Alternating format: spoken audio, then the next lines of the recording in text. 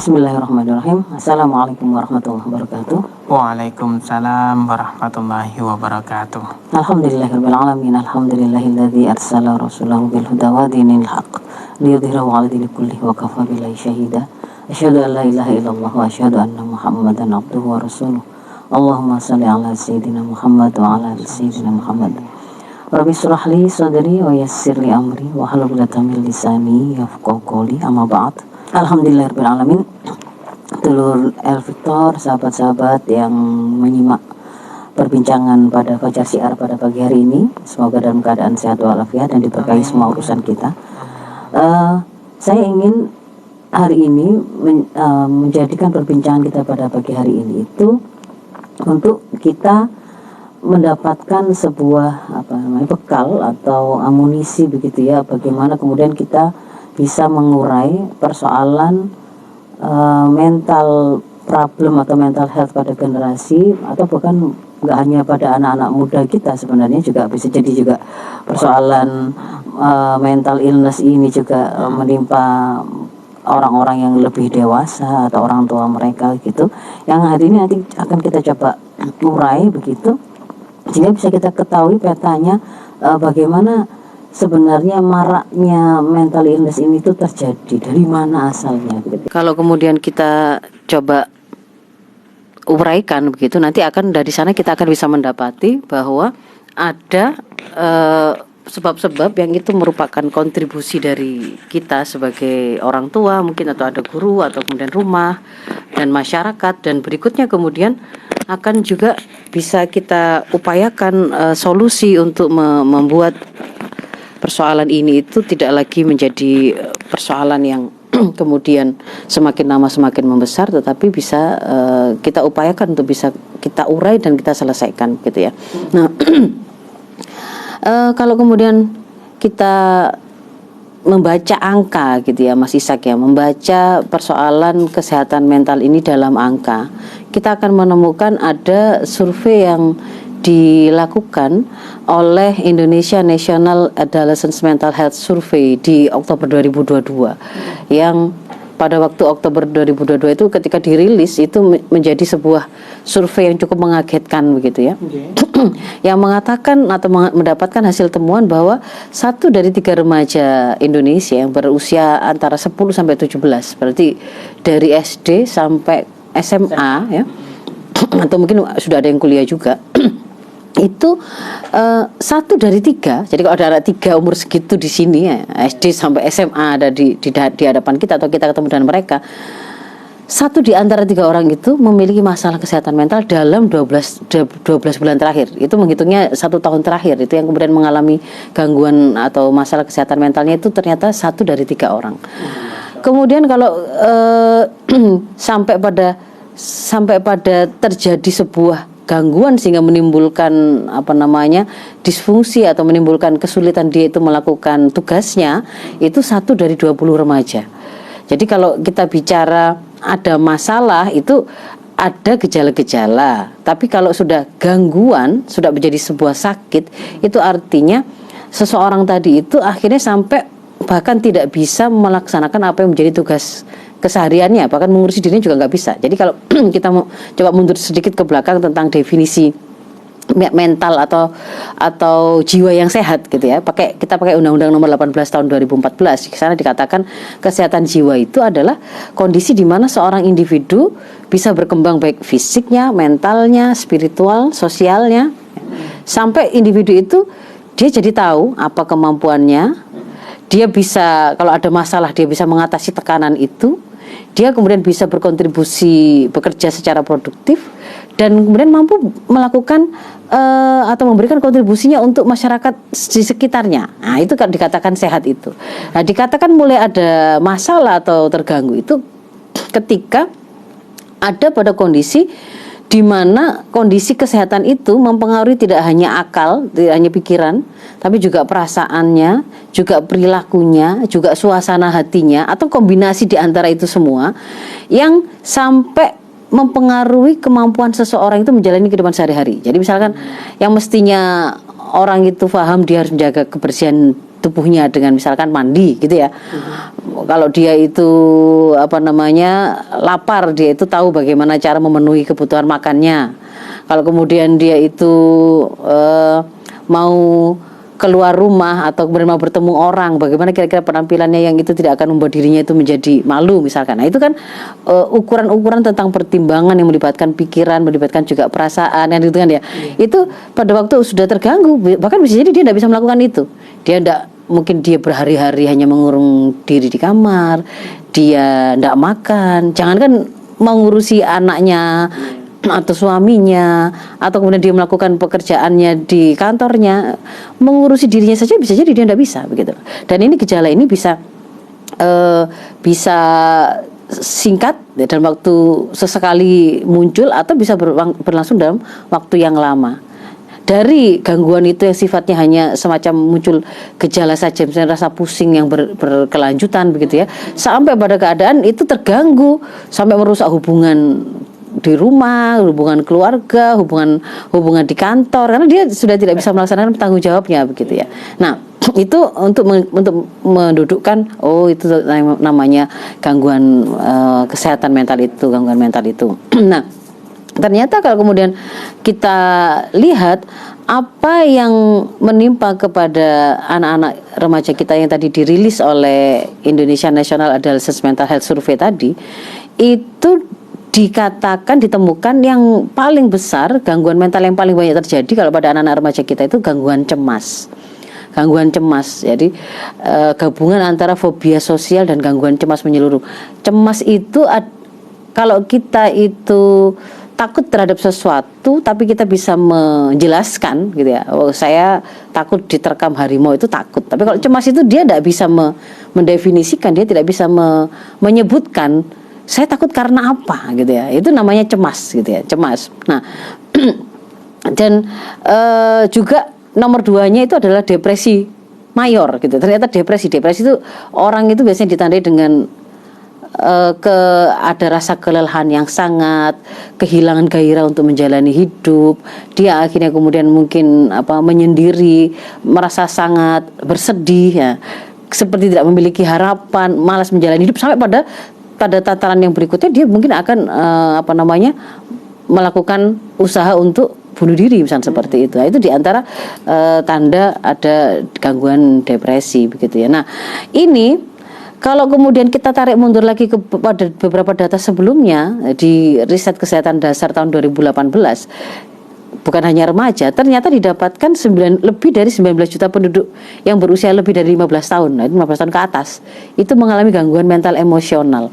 Lebih dari 12 juta penduduk lebih dari 15 tahun mengalami depresi. Jadi ternyata depresi dan gangguan emosi itu 20 juta, sekitar 20 jutaan gitu di tahun 2018. Kalau kemudian mundur lagi ke tahun 2016, berarti kan sudah berapa tahun yang lalu ya?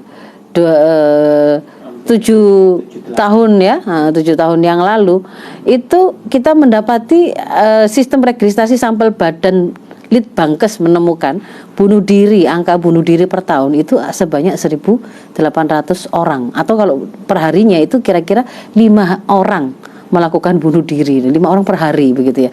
Itu tahun 2016 gitu loh.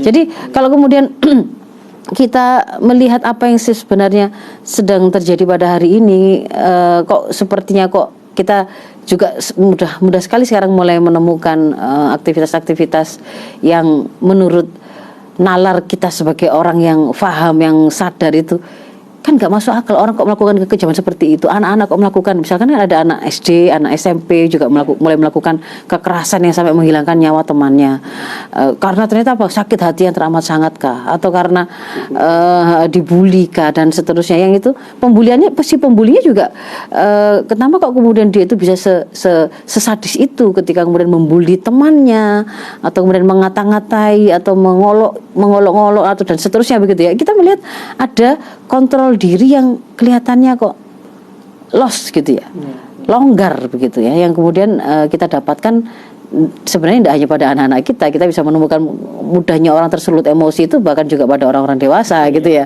Di jalanan itu misalkan ada yang karena di klakson terus-menerus saja kemudian dia bisa terpicu emosinya dan kemudian melakukan hal-hal yang kita juga nggak mengira begitu ya. Nah, itu diantara contoh-contoh bagaimana ketika emosi itu tadi kemudian terganggu dan membuat seseorang akhirnya kehilangan kemampuan untuk mengendalikan perilakunya sebagaimana seharusnya ya.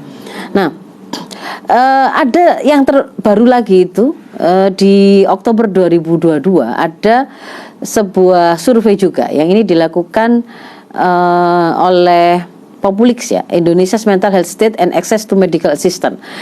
Itu mensurvei beberapa 1005 laki-laki dan perempuan usianya antara 18 sampai 54. Berarti ini orang sudah dibilang sudah dewasa. Kalau pakai ukuran syariah Islam ini tuh sudah balik, sudah mukallaf, ini sudah bertanggung jawab atas dirinya sendiri. Tidak bisa kemudian kalau dia mengatakan ini adalah anak-anak yang masih di bawah umur, yang masih belum mengerti, nggak bisa. Ini usia yang sudah dewasa begitu ya. Nah, di situ kemudian ditemukan ternyata mood swing, suasana hati yang mudah gonta-ganti ya. Baru saja merasa senang kemudian tiba-tiba menjadi sangat sedih dan seterusnya itu ternyata adalah gejala yang paling ditemukan pada hampir 60% responden. Nah, itu dalam 6 bulan terakhir saja itu. Kemudian itu diikuti dengan kualitas tidur yang menurun, gangguan tidur, dia tidak bisa tidur, nafsu makan juga turun, rasa lelah yang berkepanjangan, signifikan begitu, rasanya juga kehilangan energi, ya, harusnya habis gitu, ketakutan, kegelisahan yang berlebihan. Nah, itu ternyata juga ada gitu dan dia si Populix ini juga kemudian mencari pemicu munculnya gejala itu apa? Itu dia menemukan satu untuk persoalan yang paling ditemukan paling banyak berpengaruh itu financial problems, persoalan keuangan gitu ya, itu 59%. Lalu loneliness ini dia merasa kesendirian meskipun dia ada di tengah-tengah bersama orang banyak ya. Jadi loneliness itu enggak berarti dia itu memang tidak punya siapa-siapa, tidak ada orang di sekitarnya, bukan begitu. Tetapi bahwa dia tidak merasa terkoneksi dengan orang lain, dia tidak merasa mendapatkan support dari orang lain di sekitarnya. Dia juga tidak bisa berbagi, dia tidak bisa bercerita, dia tidak bisa meminta tolong dan mendapatkan pertolongan. Jadi memang dia rasanya kayak menjalani kehidupan dan menyelesaikan persoalannya sendiri gitu ya, loneliness. Sendiri padahal dia punya orang tua lengkap misalkan, dia punya saudara banyak, dia juga di sekolah juga punya teman banyak misalkan. Ya, jadi loneliness ini bukan berarti dia sendiri gitu ya. Kemudian tekanan kerja dan pasca trauma. Nah, kalau kemudian mau kita coba luaskan lagi pandangan kita, sebenarnya persoalan mental health ini ya, masalah mental illness ini itu apakah hanya dihadapi atau hanya dialami oleh kita yang ada di sini ataukah bagaimana? Nah, ternyata kalau kemudian kita membuka referensi misalkan data dunia tentang sebaran populasi dengan gangguan mental health di tahun 2019, kalau kita buka petanya itu tidak ada satu negara pun, tidak ada satu daratan pun gitu ya, tidak ada benua pun yang itu kemudian tidak ada gangguan mental di sana begitu ya. Dan mau itu negara yang dikatakan negara yang sangat maju, sangat aman, yang kemudian menawarkan berbagai macam kemudahan kehidupan, yang mungkin pendapatan per kapitanya tinggi, misalnya kita ambillah Eropa gitu misalkan ya, maka di sana ya ada di Amerika misalkan ada, saya memiliki data di 2022 itu ada annual report tentang mental health America's annual report ya.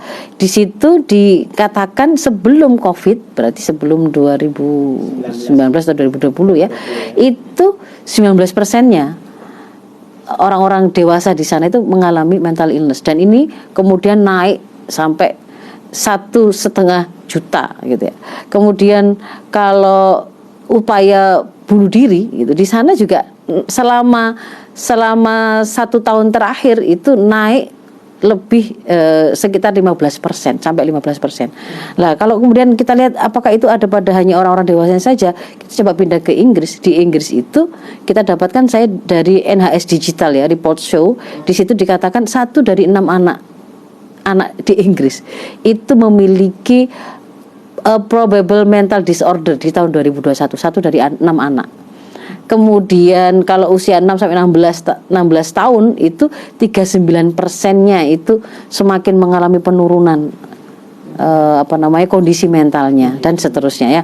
Nah, artinya apa? Kita melihat fenomena ini itu kalau mau dibicarakan sebagai sebuah gangguan kesehatan sudah ndak layak kalau kemudian kita mengarahkan analisa munculnya atau maraknya masalah kesehatan mental ini semata-mata menjadi sebuah persoalan personal. Oh, itu karena si A itu memang kurang iman saja. Oh, itu karena si B karena dia mengalami keluarga yang broken home. Oh, itu karena si C begitu ya. Karena dia pernah mengalami misalkan trauma ini. Enggak, kalau yang kita lihat angka-angka itu seperti ini begitu ya. Dia itu ada di mana-mana. Dia menyerang anak juga orang dewasa. Dia juga menjangkiti laki dan perempuan. Dia juga terjadi di penduduk yang ada di daerah perkotaan, tapi juga di pedesaan, kan gitu kan ya. Artinya berarti kan ini tuh menjadi suatu kondisi penyakit yang menyeluruh. Nah, bahkan kalau kemudian kemarin kita menyebut COVID-19 itu sebagai pandemi, begitu ya, karena dia sebuah gangguan kesehatan yang menimpa wilayah itu dalam wilayah yang sangat luas. Pada saat yang sama kita juga mendapati disebut juga pada waktu pandemi COVID itu terjadi double pandemi. Apa double pandeminya itu? Selain COVID juga terungkap bahwa ada banyak sekali gangguan mental yang saat itu kemudian menjadi semakin transparan gitu loh, kayak panen kemudian baru kita ketahui begitu ya, ketika orang itu tidak bisa bertemu dengan orang lain, dia ada di rumah semua kemudian serba terbatas terkoneksi, itu kemudian sebenarnya bukan baru terjadi gangguan mental pada saat itu, tidak. Proses itu sudah berjalan begitu. Tapi pada saat serangan pandemi Covid kemarin itu membuat semua kerusakan-kerusakan, kelemahan-kelemahan, kerentanan itu kemudian memang keluar ke permukaan. Nah, sekarang kita masuk ke dalam, jadi dia bukan semata-mata persoalan personal gitu loh, Mas Ishak ya. Bukan juga ini hanya faktor keluarga saja, sehingga kemudian kalau kita hanya solusinya hanya pendekatan si A itu berarti harus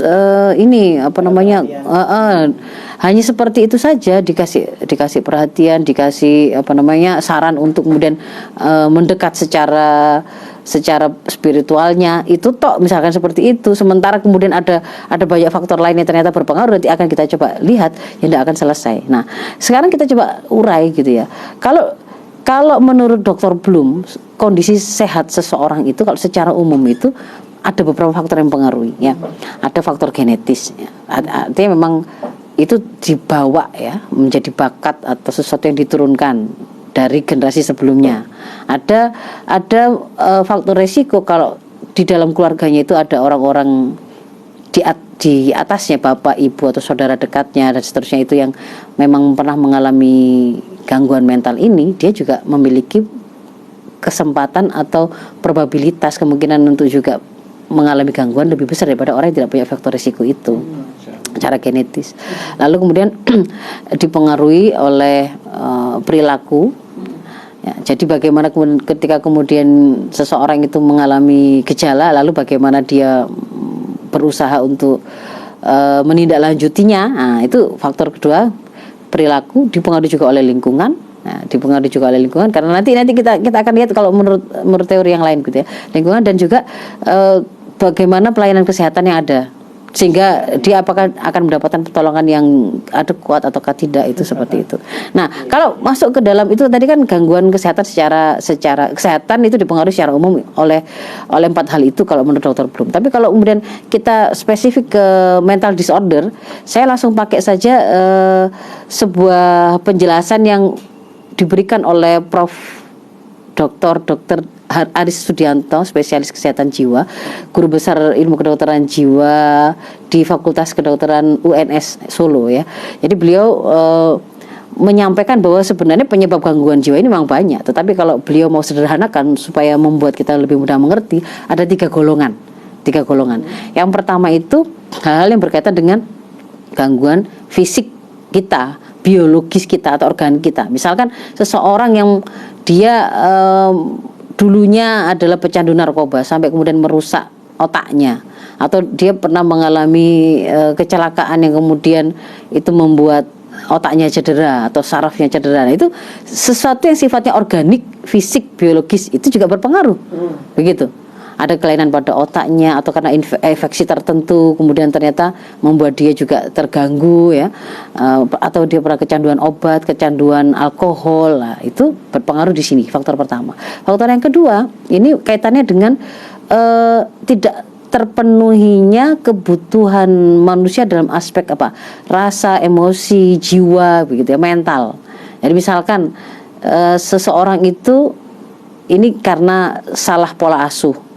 Orang tua yang sangat sangat memanjakan bisa, atau sebaliknya sangat tidak merawat dan bahkan juga kerap kali melakukan kekerasan baik fisik maupun mental. Mungkin dia sering dikata-katain, dia dihina, direndah-rendahkan, misalnya seperti itu ya. Ada konflik, ada krisis. Nah, ini termasuk yang di nomor 2. Yang ketiga itu adalah faktor gangguan sosial atau lingkungan.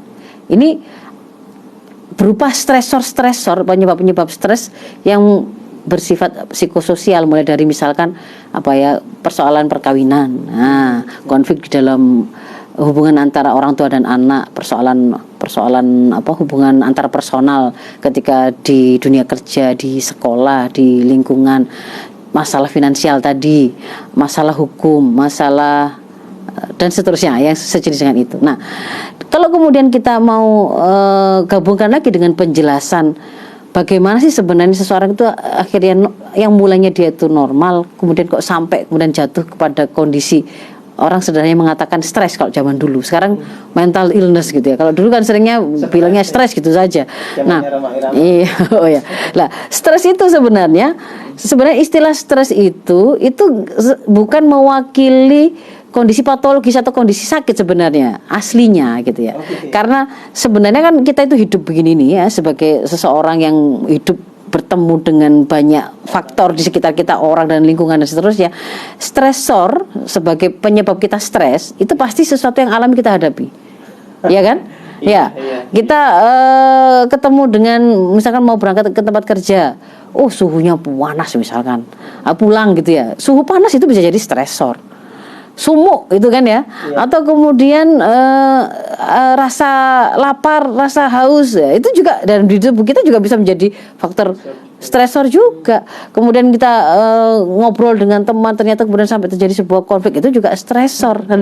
Persaingan dalam mencari uang, dalam persoalan ekonomi, atau kemudian melihat kita buka sosmed, kita membaca orang flexing membuat kita kemudian itu juga stresor gitu. Nah, stresor ini tuh banyak, bahkan mungkin ada pada diri kita sendiri. Misalkan ngaca kemudian lihat ada jerawat, stres di situ misalkan gitu. Itu juga jadi stresor. Jadi stresor itu memang alami, pasti akan kita temui, dan kemudian tubuh kita itu akan meresponnya. Tubuh kita itu akan meresponnya baik secara pemikiran, secara fisik, secara psikis, secara sosial, secara spiritual, kita akan meresponnya, dan respon itulah yang kemudian akan bergabung dengan berkombinasi antara kekuatan stresor dan kemampuan kita menghadapi itu untuk kemudian menjadikan akhirnya kita jadi orang yang stres atau tidak stres.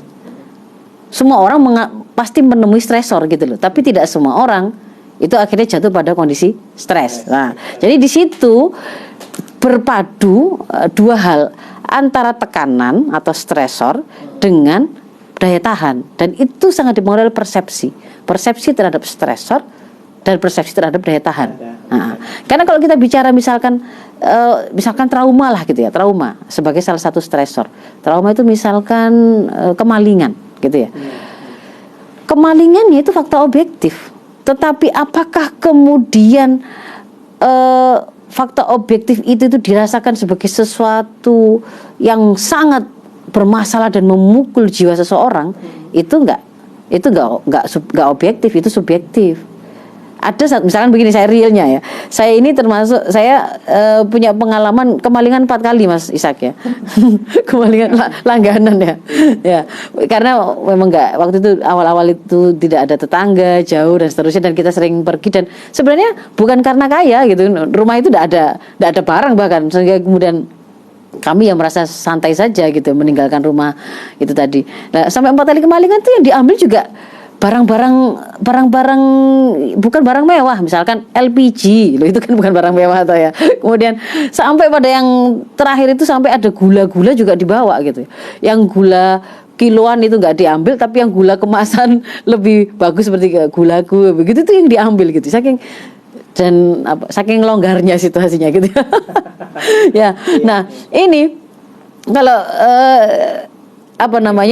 ketika mengalami empat kali kemalingan tadi, satu saat itu saya ketemu dengan teman yang waktu itu sama juga, dia dokter gigi gitu ya, yang kemudian menceritakan baru saja semalam itu kemalingan gitu. Dan setelah kemalingan itu pokoknya dia itu bilang tidak mau lagi tinggal di rumah itu gitu. Dia tidak mau, kuapok tidak mau tinggal di rumah itu. Nah, ketika saya mendapati cerita itu begitu, saya justru malah berpikir loh, jadi kemalingan sekali itu bisa loh membuat orang itu merasa kapok dan ketakutan, dia tidak sanggup lagi tinggal di rumah itu. Lah saya kok 4 kali kemalingan kok ya santai-santai saja gitu ya. Kok tidak sama, artinya sebenarnya fakta stresornya itu objektif, tetapi bagaimana persepsi kita terhadap stresor itu dan persepsi yang kita punya sebagai daya tahan, apakah kita itu sanggup atau tidak. Satu mengatakan sudah saya tidak sanggup, saya tidak sanggup tidur di situ, itu menakutkan. Nanti bagaimana kalau begini. Lalu yang saya 4 kali kemalingan itu sampai dikancingi saya itu sama malingnya itu Mas Ishak, dikunci itu dari luar gitu loh. Jadi mereka itu itulah ya, nggak usah jadi ke situ nanti ceritanya. Nah, tadi saya mau menekankan ada persepsi tentang tekanan dan persepsi tentang daya tahan gitu loh. Nah, jadi di situ kalau kemudian kita lihat hari ini apa yang membuat maraknya gangguan mental ini terjadi, pada sisi yang sama yang namanya stresor ini diproduksi masif ya. Jadi banyak hal sekali yang kemudian itu melahirkan tekanan-tekanan bagi kita hari ini. Pada saat yang sama daya tahan yang kita miliki, yang harusnya kita bangunkan pada generasi kita, itu ada pada kondisi yang paling dilemahkan, atau kita malah lupa membangun ketahanan itu. Ya, pada waktu pertemuan sebelumnya kan kita sudah bahas ya, analisa kita kenapa kok kemudian anak itu, misalkan yang kemarin spesifik kita membahas tentang minggat, kenapa kok anak-anak itu mudah minggat. Kita sampaikan bahwa paling tidak kan 2. Satu, itu ternyata anak-anak kita berarti belum memiliki kemampuan untuk mengambil keputusan dengan tepat sekalipun mereka sudah dewasa, dan itu sangat dipengaruhi oleh sebuah proses berpikir, memahami, sampai mempengaruhi pada perilaku kan begitu kan ya. Dan yang kedua, karena memang tidak terbangun attachment dia dengan rumah dan orang tua, dan itu kemudian kemarin kita telusuri, yaitu memang karena tidak terbangun kedekatan itu kan begitu. Nah, kalau kemudian kita kaitkan dengan hari ini sampai terjadi gangguan mental ini, kenapa kok sampai terjadi pandemi mental illness atau mental disorder ini? Satu, profil personal yang kokoh, yang kuat, kalau kita bicara muslim yang tangguh, itu hari ini memang dilemahkan. Faktor-faktor penguat itu dilemahkan. Nah, lalu yang kedua, stresornya, apa saja sih yang membuat orang stres itu diproduksi masif. Nanti saya terangkan satu persatu.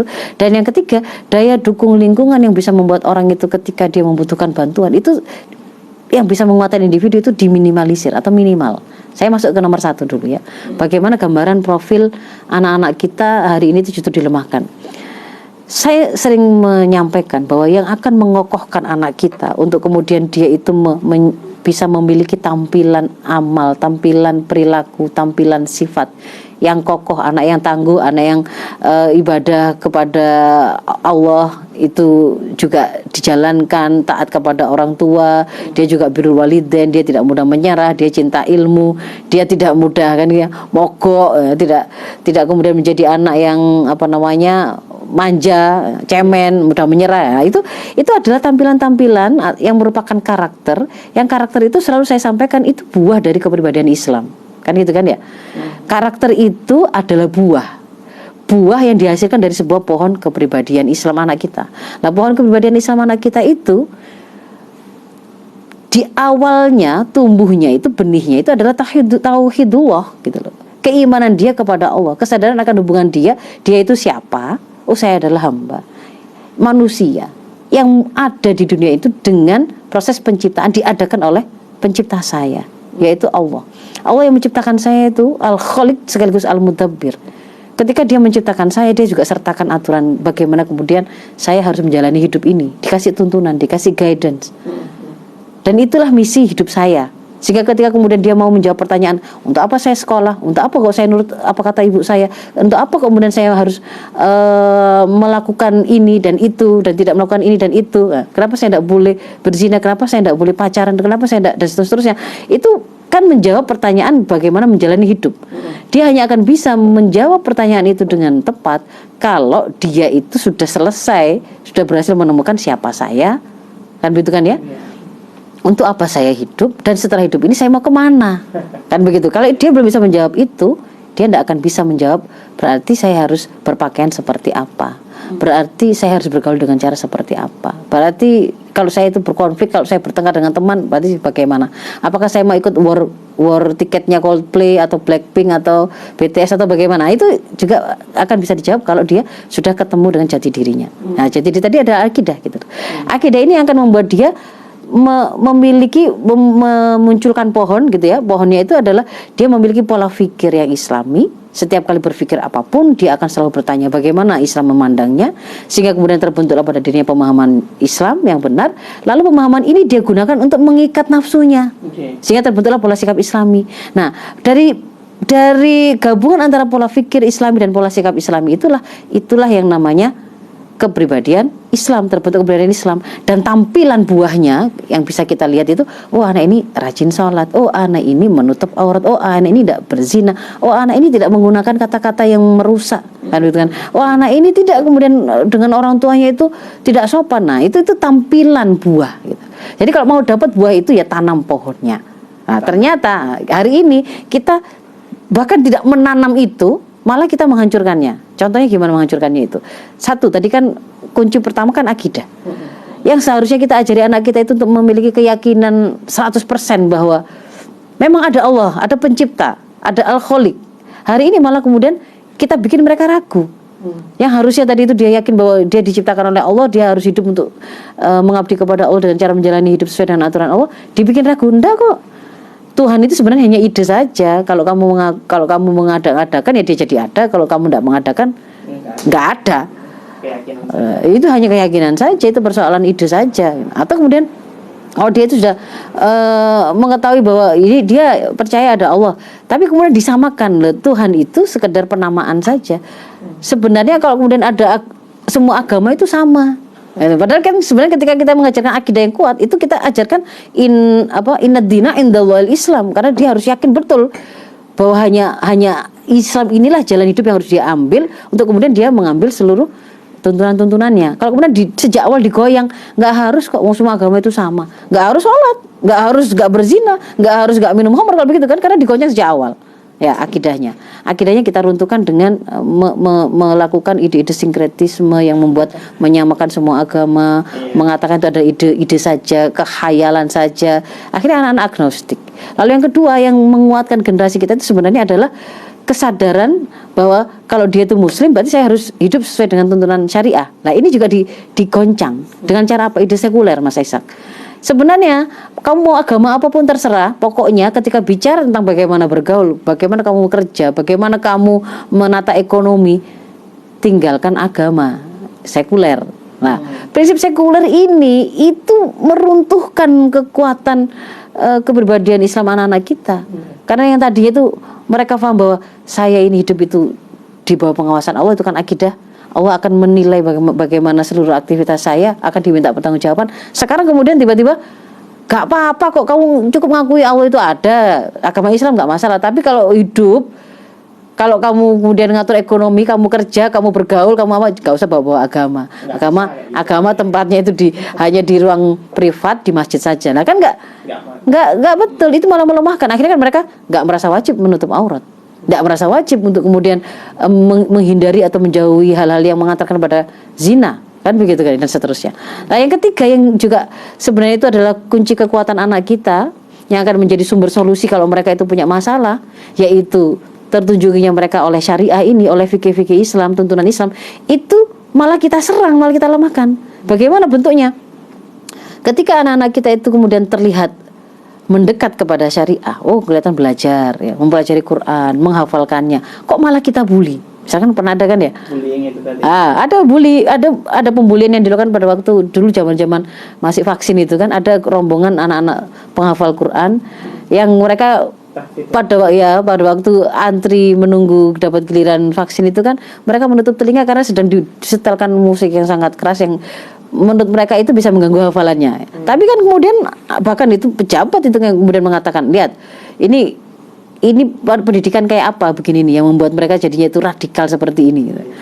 Ya, atau kemudian rilis dari pernah kan BNPT merilis ciri-ciri teroris atau bibit teroris itu dari Rohis. Loh kan anak-anak yang mendekat ke Rohis atau sikrohanian Islam di sekolah-sekolah itu kemudian dikatakan itu bibit teroris. Atau ciri-ciri teroris itu yang dahinya atau jidatnya itu hitam karena kebanyakan sholat malam atau suka berbahasa Arab. Jadi padahal kan Al-Quran bahasa Arab begitu kan ya. Bahasa Arab itu kalau kemudian dalam pandangan Islam itu bahasa Quran yang harus dia kuasai, karena dengan itu alat untuk dia bisa memahami tuntunan Allah kan begitu. Ketika kemudian kita justru menstigmatisasi generasi kita, anak-anak kita ketika mereka berusaha mendekat pada syariah, maka itu sebenarnya melemahkan mereka. Jangan dikira itu malah menguatkan mereka, malah melemahkan mereka. Akhirnya kan mereka malah nggak ngerti toh sebenarnya zina itu halal atau haram sih, nggak ngerti loh. Ada loh yang nggak mengerti sholat wajib itu sebenarnya kewajiban, bukan fanatisme. Jadi saya dulu pernah waktu SMA itu kan ada waktu masuk siang ya, enggak tahu kalau masih Isak ya. Generasi masih Isak itu masih sekolah siang enggak ya? Sekolahnya itu siang gitu ya. Yang itu berarti sholat duhur, asar, mungkin bahkan sampai maghrib itu mungkin kalau yang jauh akan sholat di sekolah. Nah kita melihat ada teman itu muslim tapi kok nggak pernah kelihatan sholat duhur atau asar atau apapun gitu ya, nggak kelihatan. Kan kewajiban sesama muslim kan mengingatkan. Ya, kita tanya, ternyata jawabannya ya karena saya itu tidak boleh orang tua untuk fanatik. Sholat 5 waktu itu fanatik ternyata loh, saking nggak paham ya kan begitu ya. Nah, padahal ketika kemudian seorang muslim, seseorang itu tidak terkoneksi dengan Allah, dia tidak lagi menjalin hubungan dengan Allah. Sholat itu kan menjalin hubungan dengan Allah. Ketika dia tidak terkoneksi dengan itu, maka dia terputus koneksinya dengan sumber dari segala sumber kekuatan. Dia hanya akan melihat kemampuan untuk menyelesaikan masalah itu yang ada pada dirinya saja kan. Dan siapa yang kemudian bisa menolong di sekitarnya. Dia tidak bisa melihat ada skenario, ada tangan Allah yang tidak terlihat, kemampuan Allah yang tidak dibatasi oleh dimensi ruang dan waktu dan seterusnya itu dia tidak bisa lihat itu, tidak paham itu. Dan itu akan melemahkan dia, kan begitu kan ya. Jadi semakin seorang anak kita itu semakin paham bagaimana tuntunan Islam bagi menjalani hidup, dia seperti dituntun untuk menemukan solusinya. Dia akan tercegah dari melakukan zina bukan karena sudah kadung zina duluan lalu dia merasakan oh ternyata begini ya rusaknya ya, ternyata begini ya ndak enaknya ya, ditinggal oleh pacar setelah dihamili lalu tidak ada yang bertanggung jawab. Dia tidak perlu melakukan kesalahan itu karena sejak awal dia sudah paham gitu loh ya. Ini 3 hal yang kemudian ternyata hari ini dilemahkan atau mungkin tidak kita bangun, padahal itu kunci yang akan membentuk persepsi daya tahan yang dimiliki oleh anak-anak kita. Ya, itu yang pertama. Yang kedua, yang faktor stresor. Stresornya hari ini diproduksi massal, masif. Iya, karena contohnya begitu ya. Kehidupan pola pembangunan hari ini yang sifatnya kapitalistik, yang dalam rangka untuk namanya kapitalisme, yang dunia hari ini kan sedang dibangun dan dikuasai atau diatur oleh sistem yang tidak dengan wahyu kan Mas Isak ya. Sekuler, yang kapitalisme, yang kapitalistik. Kapitalisme itu artinya kan ide yang menjadikan kapital itu sebagai penentu baik buruk, mulia tidak. Orang akan dinilai, oh ini orang yang sultan atau tidak sultan, yang perlu mendapatkan pelayanan segera dengan mana yang bisa diabaikan, terhormat atau tidak, mulia atau tidak. Itu kan dari tampilan-tampilan yang sifatnya fisik, ya kan? Oh, bagaimana bajunya, mentereng atau tidak kendaraannya, uangnya dan seterusnya. Mulia tidak mulia, bahagia dan tidak bahagia juga ukurannya adalah materi. Sehingga kemudian kalau kita cermati bahkan ketika membangun peradaban itu loh, juga polanya seperti itu, akumulasi modal ya.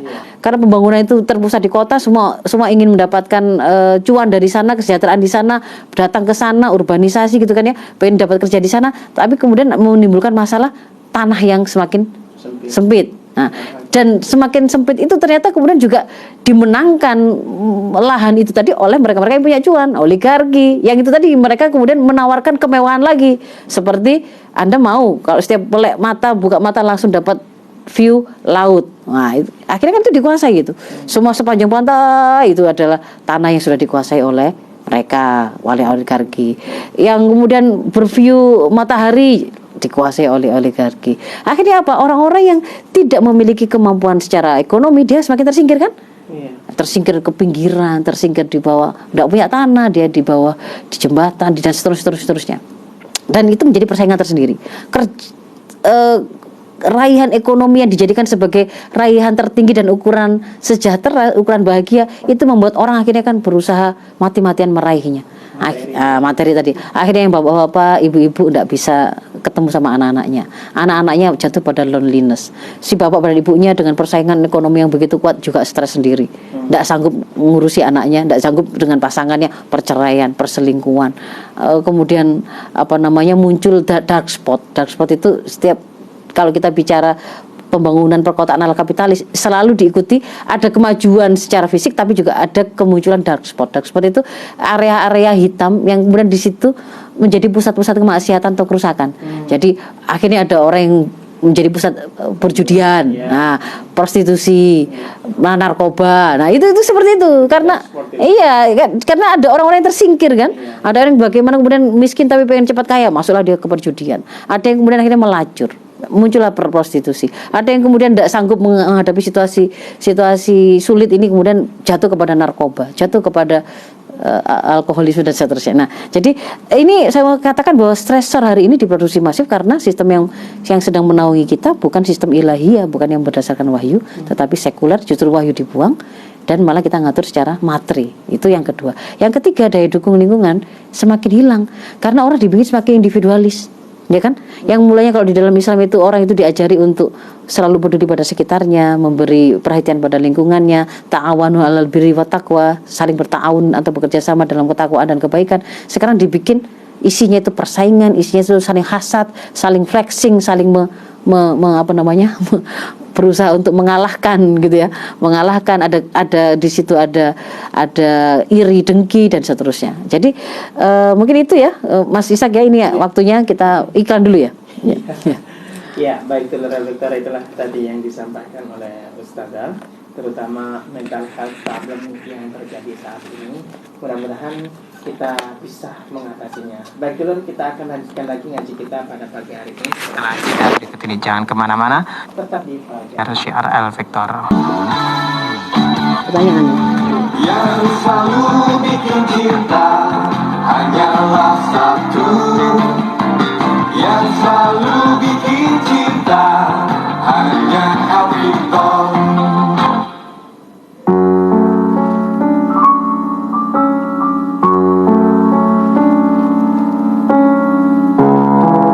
Ya, baik dulur Al Vector, kita lanjutkan kembali dulur. Ya Ustazah, ini sudah ada pertanyaan dari dulur Al Vector. Ya, kita bacakan Ji.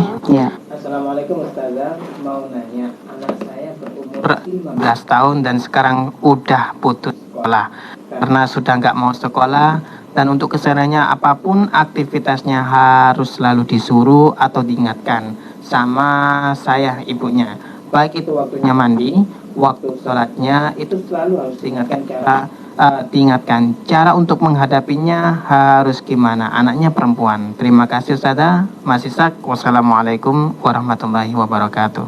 Waalaikumsalam warahmatullahi wabarakatuh. 15 tahun nggak mau sekolah, terus kemudian menjalani hidup harus dengan diingatkan ya, tapi ya jadi ini kalau kemudian apa yang harus dilakukan gitu ya, ini saya membutuhkan data yang lebih banyak begitu ya Mas Ishak ya. Kalau barusan atau sudah berapa lama gitu ya. Kalau barusan barangkali masih bisa di apa namanya Diingatkan. dieksplor, diajak bicara. Kalau hubungan dia dengan orang tuanya baik, ibu adalah masih ada pada posisi yang sangat berpengaruh pada anak. Ya.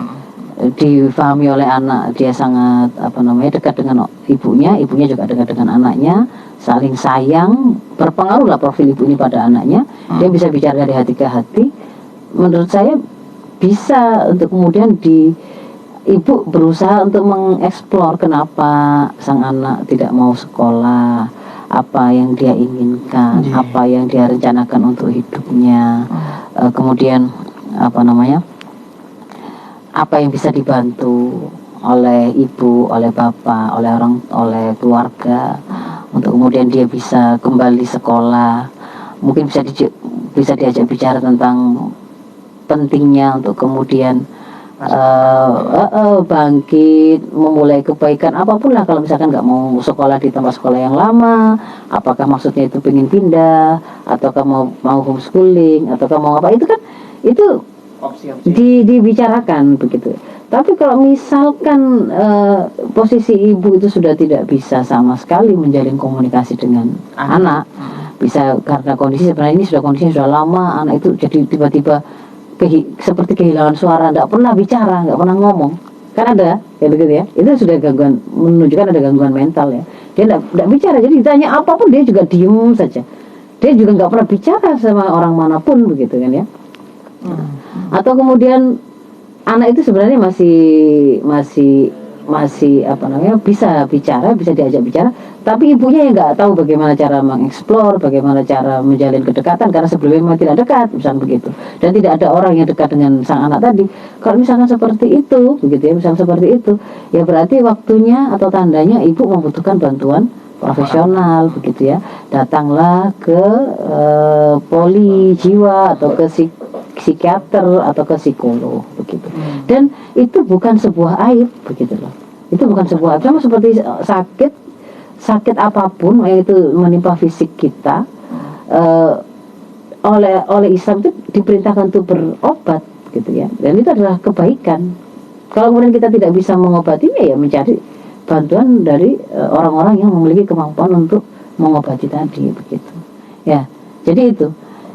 Yang hari ini sembari ibu nanti itu kemudian mencari berkonsultasi kepada tenaga profesional, nanti ibu akan dapat arahan tentang step-stepnya, apa yang bisa dilakukan oleh ibu.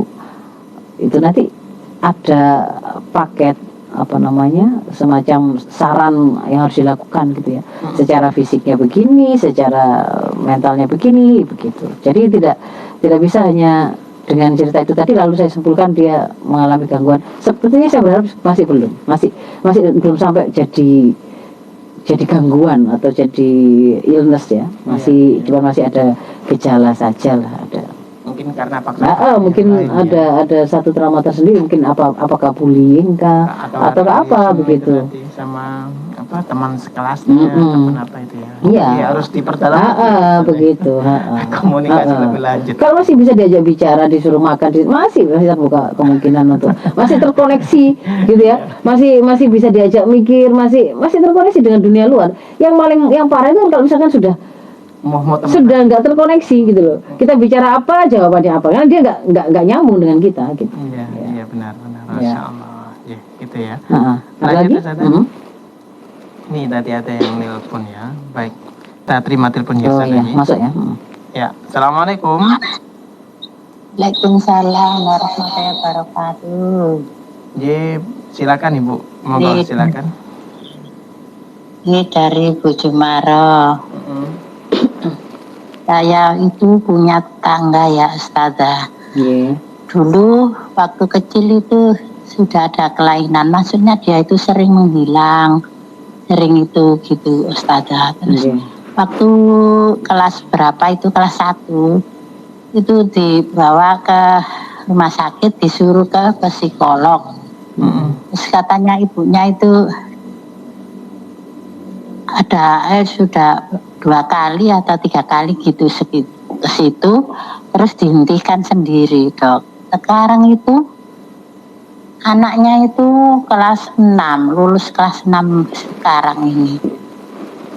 anaknya itu makin menjadi berat, Dok. Apa sering hilang kalau ada sering hilang, Dok. Terus nggak mempan dituturi sama siapa itu, nggak mempan, mesti dianggap apa. Terus kalau ada anak ganteng itu mesti dia mengikuti, Dok, kemana saja ikuti. Bahkan dia itu sekarang sering bilang sering menghilang pokoknya, Dok. Yang dicari anak yang ibu tanyakan yang jalan keluar dengan sederhananya. Jalan keluarnya itu sekarang bagaimana, Dok? Orang tuanya itu sering mengeluh sama saya, terus saya nggak bisa. Ini akan dimasukkan ke inklusin atau ke pondok, gitu loh, Dok. Kalau saran saya ke pondok, mungkin Pak Yai bisa tak ke psikolog lagi, gitu loh, Dok. Sudah, Dok. Assalamualaikum warahmatullahi wabarakatuh. Ya, yang pertama menurut saya itu coba ke psikiater atau ke psikolog.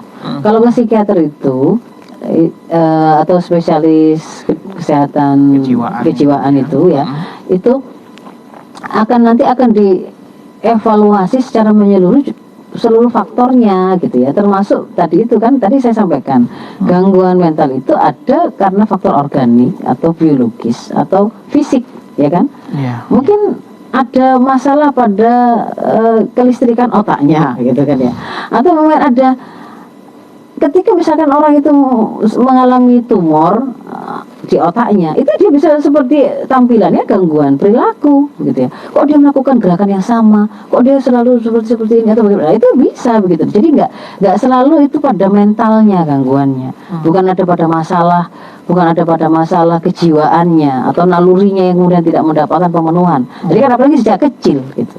Kalau sejak kecil belum sempat mengalami pola asuh yang salah misalkan, tapi sudah sejak bisa jalan dia tuh selalu ngilang-ngilang, minggat-minggat atau nggak mendengar, atau itu kan evaluasinya kan akan panjang. Menurut saya jangan diputus harusnya tadi itu. Jadi saran saya ke poli kesehatan jiwa ke situ. Nanti ikuti saran di situ dulu. Kalau misalkan yang kita khawatirkan itu kan justru dia akan jatuh pada aktivitas yang membahayakan dirinya atau membahayakan orang lain, ya kan? Membahayakan dirinya. Kalau dia ngeluyur saja, padahal dia itu belum memiliki kesadaran, dia tidak paham ini, dia tidak ngerti ini bahaya tidak bahaya, ini orang baik orang jahat, ini siang malam, ini tempat di mana, ditanya dia juga bingung, orientasi waktu, orientasi tempat, orientasi, jadi dia nggak ngerti itu kan sebuah tanda yang indikator yang kita harus melindungi dia gitu loh. Dia nggak bisa, dia sendiri nggak bisa mengenali saya sedang di mana. Kalau ditemukan tersesat misalkan, ditanya kamu orang mana, rumahmu di mana, tidak paham dia. Iya. Ya kan? Jadi meskipun kelihatan hanya ngeluyur saja itu juga membahayakan gitu loh.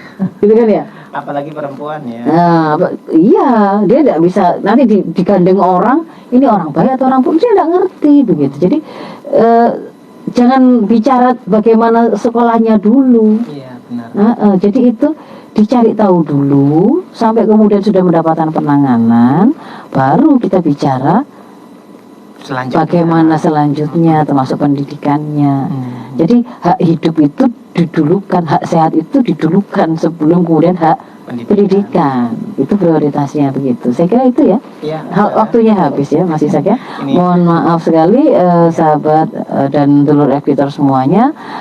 Mungkin memang perbincangan kita tidak bisa kemudian sampai bisa menyelesaikan dan membahas sampai tuntas gitu, tapi minimal petanya saja lah kita bisa lihat bahwa persoalan gangguan mental hari ini itu bukan sekedar masalah personal, bukan sekedar masalah keluarga. Kalau hari ini ya, lama sampai masih seperti itu, tapi dia juga bagian dari kerusakan peradaban, kehidupan sekuler, yaitu meninggalkan tuntunan wahyu, kapitalisme yang menjadikan materi itu sebagai ukuran, cuan itu sebagai penentu baik, buruk, mulia, tidak, dan seterusnya. Itu malah justru akan membuat persoalan dan mengantarkan juga pada gaya hidup liberalisme. Terus pokoknya semau gue, senang-senang, hedonis. Nah, itu berarti harus jadi sebuah pelajaran bagi kita harus tinggalkan itu. Kita harus kembali kepada bagaimana hidup bersama dengan tuntunan dari Allah Sang Pencipta kita dan Pengatur kita. Saya mohon maaf atas segala kekurangan. Afumikum ihdinas siratal mustaqim. Assalamualaikum warahmatullahi wabarakatuh. Waalaikumsalam warahmatullahi wabarakatuh.